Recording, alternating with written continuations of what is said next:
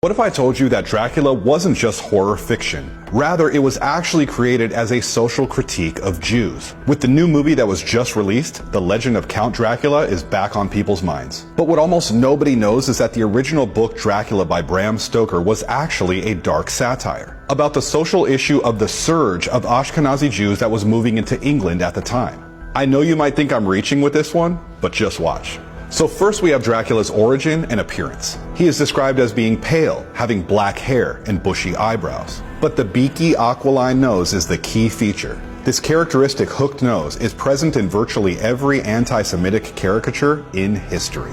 But it goes deeper. So why would Bram Stoker concern himself at all with Jews in the first place? Well, it's because in the 1880s and 1890s, over 150,000 Jews poured into England as refugees from Eastern Europe, which is of course where Dracula came from.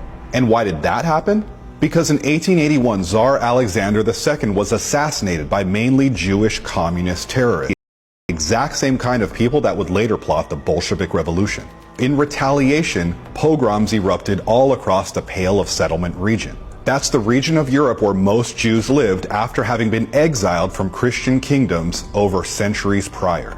But while most of these Jews were working class, some of them had tremendous wealth. Those were mainly the moneylenders who made massive fortunes off of usury and manipulation of markets. So here we have yet another sign. Jonathan Harker, the lawyer that he hires to buy real estate in London, is tasked with buying properties there by Dracula, but to do it strategically with the intent of manipulating real estate prices. It is notable that by the 1890s, many wealthy Jewish families like the Rothschilds had managed to infiltrate royal families and ultimately achieve royal titles, mostly by buying them, and this was very controversial in 19th century Europe. That's exactly why Dracula is portrayed as a count. But he's not just manipulating prices. Dracula specifically wants access to high society England so he can infiltrate it and corrupt it with his evil. In the wake of the ongoing Epstein scandal, this reference should be easy to discern. There are many other references. The boxes of dirt Dracula sleeps in are called out to smell like Old Jerusalem by the dock workers. His assistant Hildesheim is described as an old Hebrew. And of course, Dracula has an obvious aversion to Jesus and to the cross, which Jews have always had animosity toward, and the list goes on.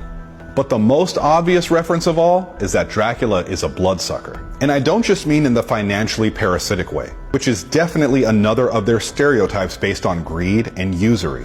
I mean the actual drinking of blood, which is an ancient stereotype based on a concept called blood libel. But you're gonna have to research that one on your own.